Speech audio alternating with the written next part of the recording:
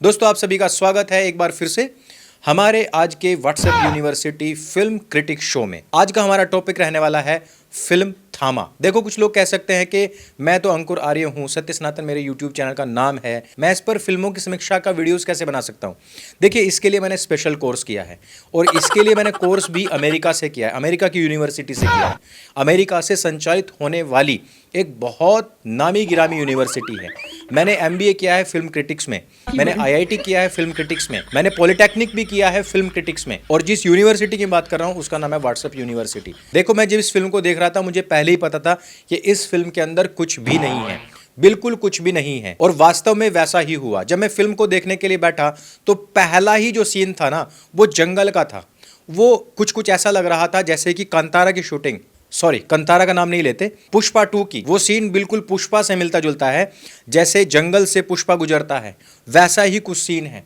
बिल्कुल शुरुआत में ही इतिहास के साथ में बहुत बड़ी खिलवाड़ की गई है। फिल्म के अंदर दिखाया गया है कि जब सिकंदर हिंदुस्तान आता है तो उसको यहां से मारकर भगाने का काम एक बेताल ने किया था, और वो बेताल भी कोई और नहीं बल्कि मुजफ्फरनगर का रहने वाला नवाजुद्दीन सिद्दीकी है। देखिए एक देश के तौर पर हम किस तरफ जा रहे हैं, हम अपने बच्चों को क्या पढ़ाएंगे, कल सिलेबस में लोग क्या लिखेंगे, हिस्टोरियंस क्या लिखेंगे, हमारे बच्चे क्या सीखेंगे। वो ये सीखेंगे कि सिकंदर जब भारत आया था तो उसको किसी भारत के राजा ने मारकर नहीं भगाया था, बल्कि उसको मुजफ्फरनगर के रहने वाले एक मलेच्छ नवाजुद्दीन सिद्दीकी, जो कि खुद को भांड कहता है, उसने उसको भारत से भगाया था। भांडी तो है हम। ये जो फिल्में होती हैं ये भारत के इतिहास के साथ में बहुत बड़ा खिलवाड़ करने का काम करती हैं। हर एक फिल्म के अंदर एक प्रोपेगेंडा छिपा हुआ होता है। ठीक इसी प्रकार से इस फिल्म के अंदर एक नहीं बल्कि 1000 से भी ज्यादा प्रोपेगेंडा है। उन्हीं में से कुछ प्रोपेगेंडा मैं आपको यहां पर बताने वाला हूं, लेकिन उससे पहले मैं इनकी कमजोर स्क्रिप्ट के बारे में बता देता हूं। यहां पर आयुष्मान खुराना अपने दोस्तों से कहता है कि हम जंगल में मंगल मनाएंगे। देखिए इसी आयुष्मान खुराना की एक फिल्म आई थी शुभ मंगल सावधान, और एक और आई थी शुभ मंगल ज्यादा सावधान। अब यहां पर अगर ये राइम करना चाहते और यहां पर ही कोई अच्छा स्क्रिप्ट राइटर होता मेरे जैसा, तो यहां पर जब आयुष्मान खुराना कहता है कि जंगल में मंगल करेंगे तो वहीं उसके दोस्त ये भी कह सकते थे कि जंगल में मंगल करते हुए सावधान रहना, या जंगल में मंगल करते हुए ज्यादा सावधान रहना। और हुआ भी यही। जब आयुष्मान जंगल के अंदर जाता है तो तुरंत ही उसको एक भालू मिल जाता है और वो उसके पीछे दौड़ पड़ता है। और ये हुआ कैसे?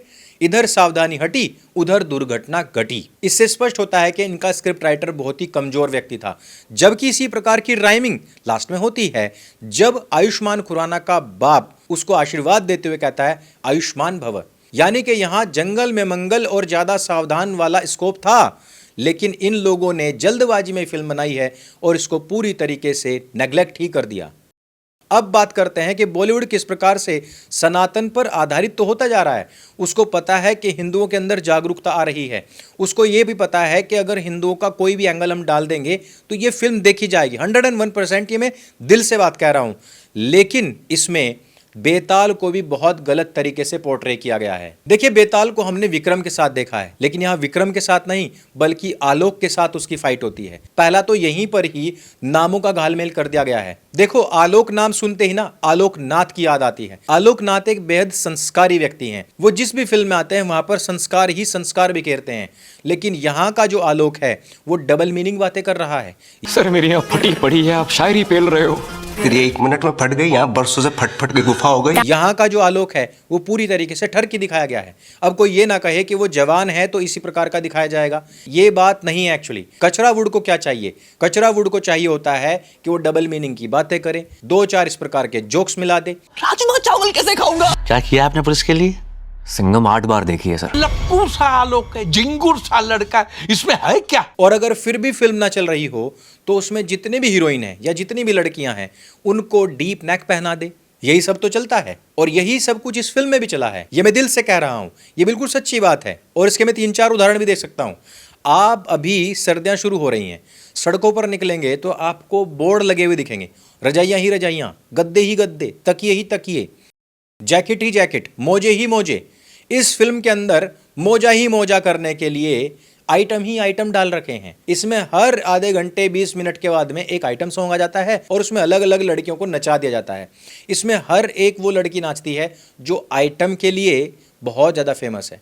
इसकी जो मेन हीरोइन है वो रश्मिका मंदाना है, और रश्मिका मंदाना खुद आइटम सॉन्ग्स के लिए भी फेमस है।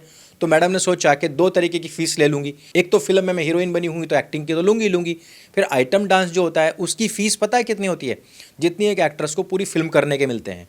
तो उसने अलग से एक कॉन्ट्रैक्ट किया होगा और इसी में अपना एक आइटम सॉन्ग भी ऐड करवा दिया। ये बात मैं दिल से कह रहा हूँ, ये व्हाट्सएप यूनिवर्सिटी वाली बात नहीं है। अब मैं जो कह रहा था कि हर जगह पर हिंदुओं से संबंधित कुछ भी पौराणिक कथा डाल दो, यहां पर डाल दी जाती है रक्तबीज की कहानी। अब देखिए, हम सभी जानते हैं कि रक्तबीज का वध देवी दुर्गा ने कर दिया था, लेकिन यहां पर इन्होंने अलग से कुछ कहानियां जोड़ करके वहां से कुछ बेताल लोग निकाले हैं, जबकि बेताल की कहानी विक्रम से जुड़ी हुई थी और बेताल जो था वो एक नेगेटिव कैरेक्टर था, लेकिन यहां पर दिखाया गया कि बेताल जो हैं वो पॉजिटिव भी होते हैं। तुम बेताल हो, तुम्हें पृथ्वी और इंसानों की सुरक्षा के लिए बनाया गया है। मुझे समझ नहीं आता है कि एक देश के तौर पर हम किस तरफ जा रहे हैं। एक तरफ तो हिंदुओं ने इतने बम फोड़े कि जर्मनी में बैठे हुए जर्मन शेफर्ड तक के स्थान विशेष से धुआं निकाल दिया है। दूसरी तरफ केजरीवाल को भी दिल्ली छोड़ करके भागना पड़ा है, क्योंकि दिल्ली के अंदर इस समय पर कुत्ता खांसी वाले कुत्तों का रहना दूभर हो चुका है। यहां का जो AQI है वो 10,000 क्रॉस कर चुका है। सांस लेना सभी लोगों के लिए मुश्किल हो चुका है। हालांकि वो दूसरी बात है कि सेकंड नंबर पर आई थिंक कराची आता है और वहां तो कोई पटाखे भी नहीं फोड़ता, पोपट हो जाएगा ऐसे तो केजरीवाल जी आपका। खैर, फिल्म पर वापस आते हैं। रक्तबीज को भी यहां पर बहुत ही गलत तरीके से पोर्ट्रे किया गया है और इतिहास को तोड़ मरोड़ करके दिखाया गया है, जिसका दुष्प्रभाव आप देखना कि आने वाली पीढ़ियों पर बहुत बुरा पड़ने वाला है। मैं थक चुका हूं इस प्रकार के रिव्यूज करते करते, इस प्रकार की फिल्में देखते देखते, लेकिन फिर भी मुझे रिव्यूज करने पड़ेंगे और फिर भी मुझे सारी की सारी फिल्में देखनी पड़ेंगी। अब देखिए, हम सुबह उठते हैं, सूरज को पानी चढ़ाते हैं। सूरज हमारे लिए बहुत पूजनीय है, लेकिन इस फिल्म के अंदर दिखाया जाता है कि युवाओं को दिक्कत होती है सूरज से, वो सारे पर्दे बंद कर लेते हैं। हम अगर सूरज में नहीं खड़े होंगे तो विटामिन डी नहीं मिलेगी। विटामिन डी यदि हमारे शरीर को नहीं मिलेगी तो विटामिन डी के इनके कारतूस बेचने वाले, सॉरी कारतूस नहीं, कैप्सूल बेचने वाले, इनकी गोली बेचने वाले जो लोग हैं, वो जो कंपनीज हैं, उनका बिजनेस बढ़ेगा। तो एक देश के तौर पर हम किस तरफ जा रहे हैं? क्या हम अपने बच्चों को धूप से नफरत करना सिखा रहे हैं इस फिल्म के माध्यम से? अब इसमें सबसे जो प्रॉब्लमैटिक चीज है वो ये है कि पादरी, एक गंजा पादरी हर चीज का समाधान देते हुए दिखाया जाता है। क्या ये यहां पर किसी पुजारी को नहीं दिखा सकते थे? क्या ये यहां पर किसी ब्राह्मण को नहीं दिखा सकते थे? वैसे अगर दिखा देते तो फिर भी मुझे बहुत ज्यादा प्रॉब्लम होती। पादरी दिखाया तो भी प्रॉब्लम हो रही है, मौलाना दिखा देते तो भी और ज्यादा समस्या होती है। तो हम इस पॉइंट को छोड़ ही देते हैं, क्योंकि व्हाट्सएप यूनिवर्सिटी में इसका कोई समाधान नहीं बताया गया। अब देखिए, मैंने भी थोड़ी देर पहले क्या कहा था आपको, दिल्ली के अंदर AQI 1000 से ऊपर पहुंच चुका है, इसलिए वहां से जितने भी कुत्ते थे वो भागना शुरू हो चुके हैं। लेकिन पंजाब के जिन शहरों में वो भाग रहे हैं वहां पर भी तो पोल्यूशन बहुत ज्यादा है। खैर, मुद्दे पर वापस आते हैं। इस फिल्म के अंदर बार बार केजरीवाल का ऐड दिखाया गया है। एक देश के तौर पर हम किस तरफ जा रहे हैं? क्या इस प्रकार के भ्रष्टाचारी लोगों का ऐड दिखाना इस फिल्म के अंदर जरूरी था? क्या मजबूरी रही होगी कि इस फिल्म के अंदर केजरीवाल का विज्ञापन बार बार दिखाया गया है? एक चीज और जो दिल से मुझे बहुत प्रॉब्लमैटिक लगी है, उसमें एक जगह पर कहा जाता है कि ये नीलांडू ही मिला था तुझे। अब यार, नीलांडू किसको कहा जाता है? मुझे क्यों तोड़ा? जिनको नीलांडू कहा जाता है उनके दिल में भी एक दिल होता है और वो दिल भी धड़कता है, ठीक वैसे जैसे आयुष्मान खुराना का धड़कता था। लेकिन वो इस प्रकार से धड़कना बंद नहीं हुआ है जिस प्रकार से बाद में आयुष्मान खुराना का दिल धड़कना बंद हो जाता है। मेरी पल्स, मेरी हार्टबीट फील नहीं हो रही है। इसलिए इस फिल्म के अंदर ये जो जातिगत सूचक शब्द डाले गए हैं ना, इनसे मुझे बहुत समस्या है। इस कारण से मैं इस फिल्म का बायकॉट करता हूं, क्योंकि एक समाज के तौर पर, एक देश के तौर पर हम किस तरफ जा रहे हैं मुझे भी नहीं पता है कि हम किस तरफ जा रहे हैं, लेकिन ये सवाल बनता है कि हम किस तरफ जा रहे हैं। अब मुझे एक और चीज बहुत प्रॉब्लमैटिक लगती है कि इस फिल्म के अंदर एक कटा हुआ चांद ऐसे होता है और वो जो होता है एक बोतल के ऊपर लगा हुआ है और उस बोतल के अंदर जो है वो खून है, और वो जो खून है वो किसका हो सकता है? फिल्म में आप लोगों को गुमराह करने के लिए बताया जाता है कि किसी और का खून है, लेकिन कटा हुआ जो चांद होता है वो किसकी पहचान होता है?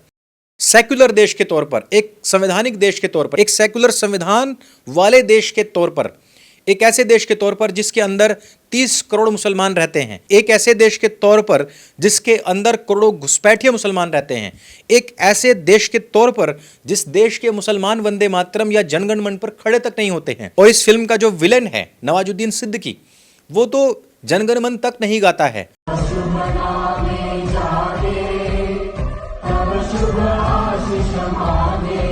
ऐसे देश के तौर पर हम किस तरफ जा रहे हैं, कि हम क्या दिखाना चाहते हैं, कि हम किन कटे हुए चांद को मानने वाले लोगों का ये खून पी रहे हैं।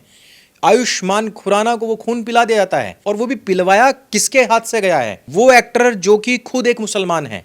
एक देश के तौर पर, एक सेक्युलर देश के तौर पर हम किस तरफ जा रहे हैं। अब देखिए, व्हाट्सएप यूनिवर्सिटी से मुझे जो अभी अभी मैसेज आया है, हम पहले फिल्मों में देखा करते थे कि फिल्मों के अंदर शराब दिखाई जाती थी, कि शराब पी ली और जो है सिगरेट पी ली, तंबाकू खा लिया, बीड़ी पी ली। मैंने अभी कूली मूवी देखी, उसके अंदर बीड़ी को प्रमोट किया जा रहा है।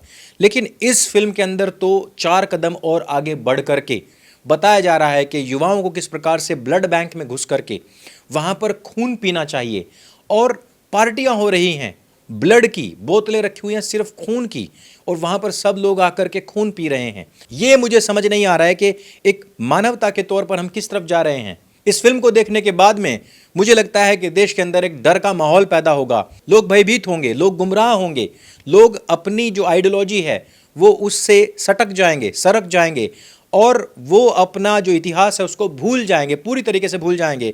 इतिहास विद्रूपित हो जाएगा। सिकंदर को नवाजुद्दीन सिद्दीकी ने मार करके भगाया था, ऐसा लोग पढ़ेंगे, ऐसा बच्चे पढ़ेंगे। दोस्तों, ये हमारा आज का पहला व्हाट्सएप यूनिवर्सिटी रिव्यू था, और इसी प्रकार से हम व्हाट्सएप यूनिवर्सिटी के माध्यम से, इससे मिले हुए ज्ञान के माध्यम से अलग अलग चीज़ों का रिव्यू करने वाले हैं, और हम इसकी एक पूरी की पूरी प्लेलिस्ट रिव्यू के नाम से ही रखने वाले हैं।